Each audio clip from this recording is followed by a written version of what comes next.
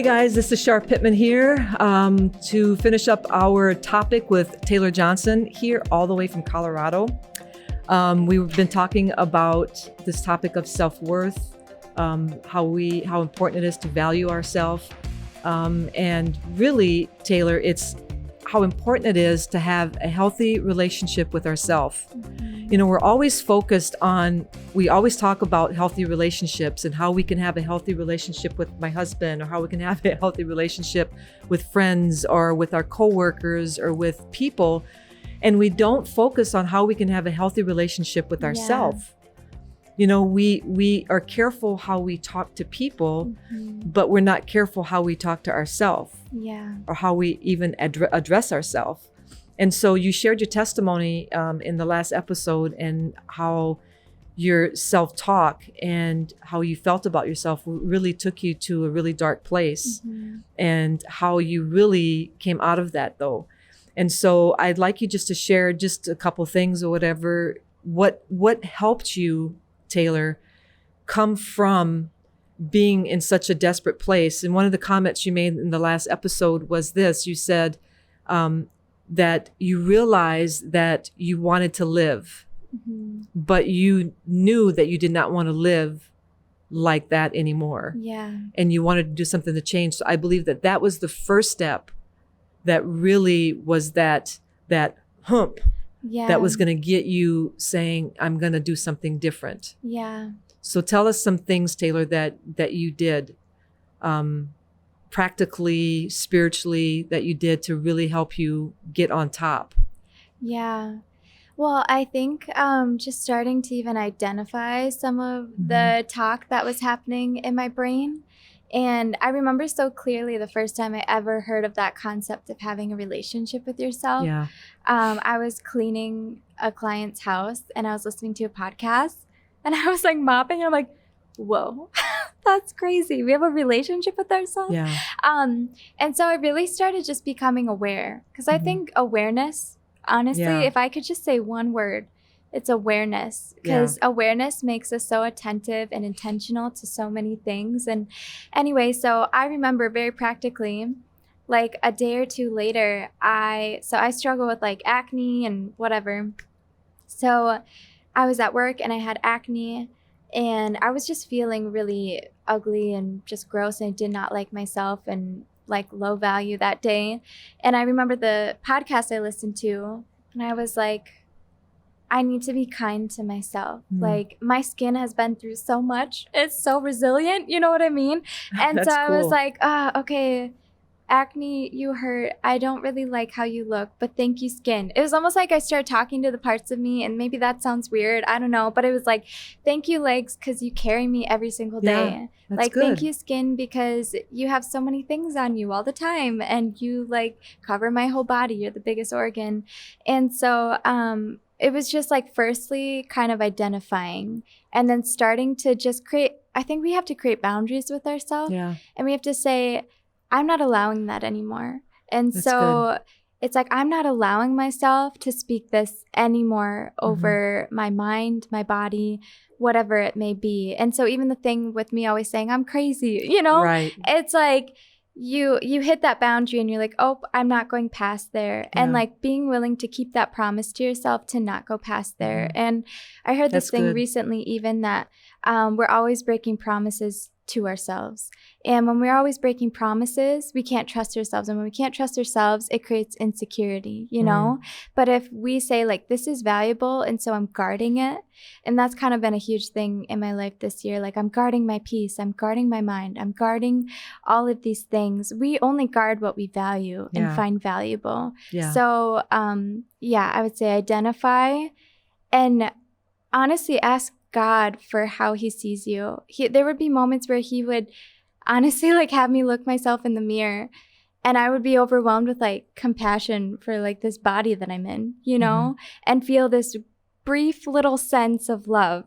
And it was like he was giving me a glimpse into how he felt about me and saw me. And now it's like I have more compassion on my body, or I'm more attentive to it now.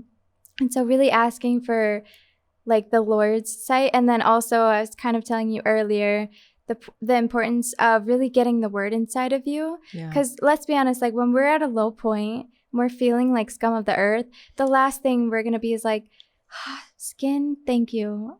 I love you so much, and I went through periods of this, like even where I wouldn't eat because I felt like I didn't deserve food. So it's almost like punishing yourself. Yeah, punishment is like the thing. And so kind of deciding I wasn't going to punish myself anymore. It's going to have compassion, but getting the word inside of me, because in those moments where we're low and we literally can't think a good thought to save our life, like the word is there. It's already there. If it's inside of you, it like rises up and it comes out and it's already in you. And so that's also kind of like a safeguard with our thoughts and kind of a sure thing of life to already be speaking versus like trying to be like, I don't know if that makes sense. But Yeah. That's good, because you said to set boundaries for yourself, guard your mind, but identify, being aware. I love that, because I believe that most of the time we walk every day unaware of the things that we're thinking, unaware of how we're feeling, unaware of even the things that we've been listening to. I would say probably one of the biggest things is music. Like there's so much music out there, and music is powerful. Music is something like these jingles, like commercial jingles. They get in your head. They get in your head. And it's interesting. So why do they use music as a jingle? Because it does get in your head. And there's so much awful music that is demeaning. And it demeans women. And it's just talks bad about yourself and shows. You watch these movies where these women are perfect, their hair is perfect, their face is perfect. But if you were to see them in reality without all the stuff all over, they don't look like that. And so then we watch those things. We're on social media, and there's all of these, ads and things. And it's just, there's so many things to tell us who we're not and what we should look like, that it's hard for us to just be okay with who we really are. And so I love that, being aware of like, wait a minute, what am I thinking? Like I do this a lot. Like I'll just, I'm fine. All of a sudden I'm mad. And you're like, so then of course you think it's somebody made you mad. But really that is in me. And why is it in me? Is because I probably was thinking about something over and over and over again that made me mad. Or hurt or sad, and so it's being aware that, wait a minute, no, what have I been thinking about that I need to set a boundary, and I need to guard what's going inside of my mind. I need to think about the things I'm thinking about. And then change that and start thinking, no, wait a minute, no. One of my favorite verses is this is the day that the Lord has made, and I'm going to rejoice and be glad in it. And that's one of the things that you said, I think in the last episode, Taylor, you said, live today. And I think that that's a really big thing too, is that a lot of times we get in a pickle, we get full of anxiety, full of fear. And then there's that self-doubt thing again, because we're living in the future. Or we're living in the past. What's tomorrow going to be like? What about this? What about that? It's like, if I can just live today, then I'm not going to miss the beauty in today. I'm not going to miss the sunrise. I'm not going to miss the sunset. I'm not going to miss the rain. I'm not going to miss, because I'm present. And I'm thinking about today and being aware of today. And being aware of what I'm thinking. What am I letting in? What am I listening to? If I'm feeling sad, then was there a song? One of the things I tell this to ladies, they don't like it when I tell them this. I was at a group not too long ago, and we're talking about, I can't remember the topic we were talking about, but I said, ladies, quit watching The Notebook. Quit watching shows like that, because then you think that that's what life is supposed to be like. And then we get sad because I'm never going to find a man like that. Or, you know, how Yeah. come my husband doesn't treat me like that? Or how come, Yeah. you know, so we're always comparing people and relationships to a movie. Mhm. It's fiction. Yeah. It's a movie. So if we're always trying to gain something because we're comparing it to shows and things that we're watching, we're thinking that, you know, things should be like Yeah. that. That's just, it sets us up for failure. Yeah. And so one of the things we really need to watch is pay attention to is what am I consuming Yeah. in my eye gate and in my ear gate? Yeah. You know, because a lot of that really determines my self-talk Oh yeah. and for my sure. thoughts. Yeah. It's so. I saw this thing. It was like a meme, and it said something along the lines of, "I'm depressed," and it was like, "Go to bed, like spend time with God." It was like these basic things, you know. Yeah. And yeah, I think that awareness to really be aware, what am I consuming? Who am I Mhm. listening to? Whose voice is allowed in my life? Yeah. If we don't really know that, we don't always take the time to really be like, why did I respond like that? Yeah. Why did that trigger me? And really That's just really good. yeah, like Yeah. really just learning to go to those places, be willing to go to those places with yourself or even with people, but just remembering we are temples. Yeah. And I think sometimes when we lack awareness, we live in a powerless way of living because everything's just kind of happening to us and we're not really understanding much, or we're just kind of living and responding and reacting to everything that's going on. But when we're aware, we become powerful, Yeah. you know, That's really good. and we don't let thoughts just come into our minds. We don't feel bad for thinking that thought, but we become powerful over the second thought and the third thought and the fourth Exactly. thought, you know? And so, and when you really value yourself and you value the temple, there's this story I've been obsessed with in Nehemiah, and this guy like moves his stuff into the temple and he comes back and he throws all this guy's stuff out because it didn't belong there, and he restores everything that was meant to be there. And the thing is if we don't know what's supposed to be in the temple and what's not, we're not going to know, like, we don't have that awareness, we're not going to keep our temple like pure, and we're not going to keep the Right. things in our life that give us peace and kick out the things that don't. Mhm. And so we really have to just like know, okay, what am I guarding? What's valuable? What matters? And Yeah. what doesn't? And being willing to be like, sayonara, Exactly. Saka, like Right. go over there, you know? Yeah. Yeah. Get But- rid of the negative self-talk Yeah. and talk nice to yourself. Yeah. You know, I mean, like I said earlier, it's like we can talk nice to people, but yet we can't talk nice to ourselves. Yeah. And you said that earlier. It's like, you know, ask yourself, why did I respond like that? Mhm. And a lot of times when we respond in ways that are not, that will, you know, that we're sorry for later, it's like, you know, when I know that I'm valuable, when I know that I'm, you know, I'm okay, it's not pride or arrogance or anything like Mhm. that, then I'm able to respond to a situation instead of Yeah. react. Yeah. And that's the difference, is because, wait a minute, no, I have self-worth. So Mhm. therefore I know my self-worth. I know that then I'm not insecure. Yeah. So then when there is a conflict, then I can actually have a conversation. Yeah. I can actually talk and say, okay, tell me about this, you know, Mhm. and then when my relationship with myself is healthy, Yeah. then my relationship with everybody else is going to be healthy. You know, I'm Yeah. going to be able to have conflict in a healthy manner. I'm going to be able to see things and not probably be so Yeah. judgmental, because I'm not judgmental Yeah. on myself. Because then you can actually talk about the issue. It's not a Exactly. matter of proving to yourself or the other That you're person, like, okay. I'm worth something, Right. you know? And I think we really make things about ourselves a lot.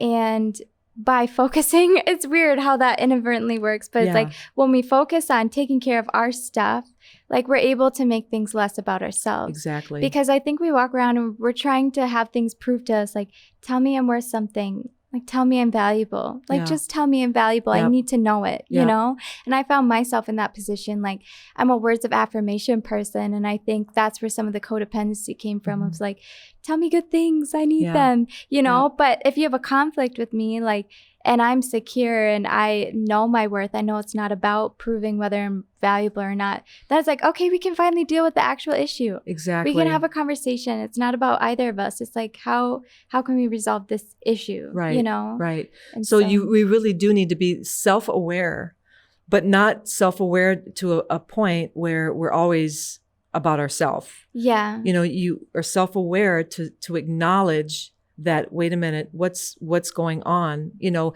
And here's the thing is, like, you know, you were talking earlier about, you know, about needing that affirmation. And when we are growing and learning, like, you are at a completely different spot now. So like, you know, somebody can come to you and say, hey, Taylor, you know, you did this and it really hurt my feelings, and you know, I need to talk to you about that. Now you're like, oh my gosh, yes. Where before you would be like, oh my gosh, I'm worthless. I'm just a terrible friend. I can't believe I did that to you, you know? Yeah. But as you're growing, and so now you're not at the same place, but you've had to really work hard at getting to this place. Yeah. But now that you're at this place, doesn't mean that you don't have moments Oh, yeah. where you're, you know, you're dealing with maybe that same, what it was in the past. So what do you do when you get like that? Yeah, well, so sometimes I fail, or not fail, I shouldn't say it like that, but sometimes I'm not successful all the time to get out of it quickly. But I think, you know, when I get in those moments, like, I kind of have to anchor myself back to truth. Because if you don't have truth to stand on, we just like flounder to and fro, you know, like that tossed by the waves verse. Hashtag somewhere in the Bible, I'm not sure where, but and so I have to remind myself back, like, of the things I know to be true. Yeah, you know, and even in truth, we can acknowledge hard things about ourselves, but it doesn't have to like take away from the fact that we are valuable humans and we are still worth something, even when we make mistakes. Like, exactly, because we're not the mistake. Yeah, we're not our mistake, like that. Our mistakes don't define us. And so I think in those moments, I really assess, I'm like, kind of have that conversation with myself. Why am I feeling this way? You know, what do I know to be true about myself? Like, is there something I can do better? And sometimes I just like cry in the presence of God. You know what I mean? Like, you go to God, and I am really honest with God. Sometimes I just talk to him because I'm like, well, you're here. I might as well talk out loud to you. Yeah. And I'll just be like, I'm feeling this way, Lord. And maybe it's not true. But I think that honesty, like letting it out and then allowing yourself to come to a conclusion. I remember like I don't know, maybe 6 months ago, I came home and I was just feeling like depressed because I kind of fell into people pleasing again. And I think I remember talking to you about it. It's when I came home and I was just feeling overwhelmed because I wanted to make everybody happy. And I just had to remind myself, like, wait a second, like, you don't have to meet everybody's expectations. You still love them even if you don't see them every day, but probably for like at least, you know, 3 days I was laying in bed and stuff. And then I got up, I'm like, what am I doing? Yeah. I'm just sitting here. You know what I mean? Yeah. And so I let myself sit in it for like 3 days. And then I got up and did something about it, you know? And even if it's just busy work, sometimes like I just clean my room and I just ate food. Sometimes the good thing for you to do is to just eat. You know, like just feed your body, take a nap, like do things that are healthy. But you have to have that anchor of truth. And if you need to talk to somebody, air out your thoughts even, because sometimes people that are for us and they're really in our lives and know who we are and they know our heart, sometimes they can help remind us. Absolutely. That's what I was going to say, is find that person or that persons, you know, that, well, maybe not persons, maybe that person. Yeah. And, you know, maybe it's just that phone call and just say, you know what, I'm in a pit and I need you to validate me. And that's not weird when it's somebody that's your person, because they know who you are, they know your struggles, and they know who you're not, they know how far you've come. And it's like, and then you're good. It's like, okay, I know that. And sometimes it's just that processing things out and talking things out. The one thing that you don't want to do is be alone in your thoughts, because that causes isolation, with which isolation then makes you think of things that it just gets in a really bad place. So I think processing with a safe person and it kind of will keep you. And I also think like sometimes we have to get comfortable with the fact that some things coexist together. And I remember, you know, growing up, the hard thing for me was just feeling disappointed a lot. Like that kind of emotion of excitement died in me because just a lot of broken promises. But anyway, fast forward, I had some plans with a family member and they kept canceling on me. And I just remember feeling like, why am I not important enough to come visit? You know what I mean? And I stood in the kitchen and I just cried. I'm like, I don't know why I'm crying.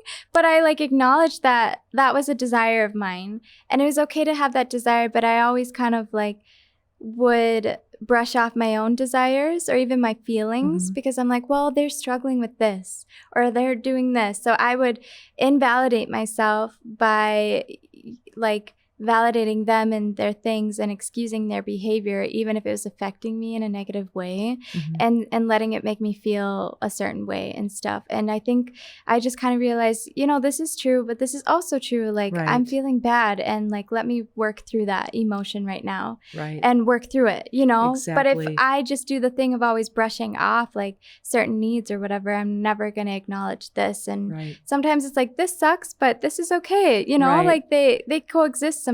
Right. It's being aware of that. Yeah. It's being aware that, yep, you're disappointed. But if we never put ourselves out there, then, you know, to be disappointed, then we're going to miss the joy also that being able to be excited. And so that's really good. That's really good, Taylor. So you have really overcome a lot of things, and I'm super proud of you.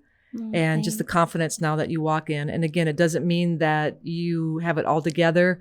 Doesn't mean that you don't have moments too, you know, but you have moments or days. You don't have weeks and months and years now. Yeah. Which is the beautiful, I love the image that you said of taking the picture of your feet and saying that, you know, one day you're going to be at a different place. Yeah. And that's so true, is that we need to be patient with ourselves. You need to be kind to yourself, and you need to believe that you are worth valuing, and that you are valuable, and that just your very existence is valuable, and that your breath is valuable.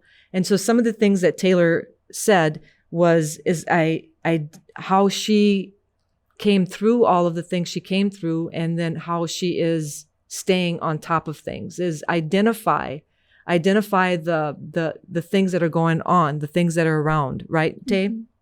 And then you said to set boundaries for yourself. Yeah. To set boundaries for yourself. And that meant what again? Like not allowing yourself to go certain places because they're not like helpful to you. Gotcha. You know, they're really not beneficial to you. Yeah, that's a real big one. And you guarding your mind.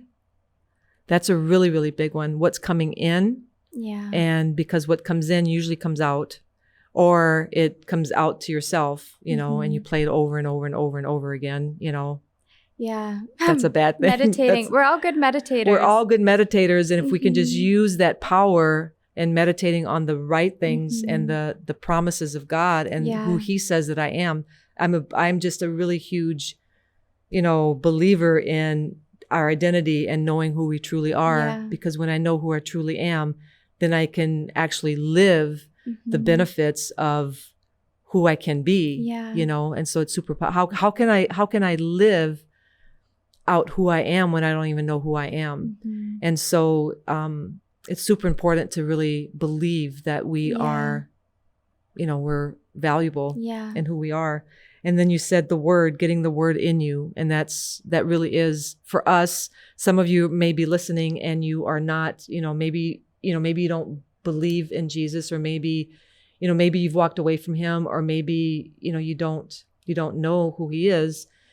It's the core really of who is the very existence, why we exist, really, to be honest. And so, if you don't know who he is, it's really a cool thing to get to know who he is, because you breathe because he breathed first, basically. So, so I just want to empower you guys today. I don't want to encourage you. Like I said, I want to empower you. I believe that at least one thing that was said in the 3 episodes is going to really change your life. And I think if you apply the things that Taylor said, I mean, her story is so powerful because, she was broken, but she didn't live broken. She was a victim, but she doesn't live as a victim.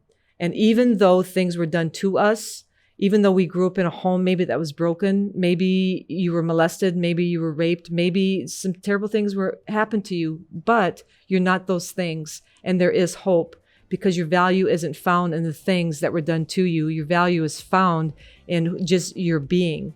And there's getting to know who Jesus is will absolutely 100% transform your very life. I can guarantee it, because it transformed my life. So I hope that the things that were said today, if you apply them to your life, it will empower you to live differently. Like one of the things Taylor said is that I want to live, but I don't want to live like this. And you can change, and things, there is hope. I guarantee it. So thank you so much for joining us on this episode of Woman of Purpose, and have a great day.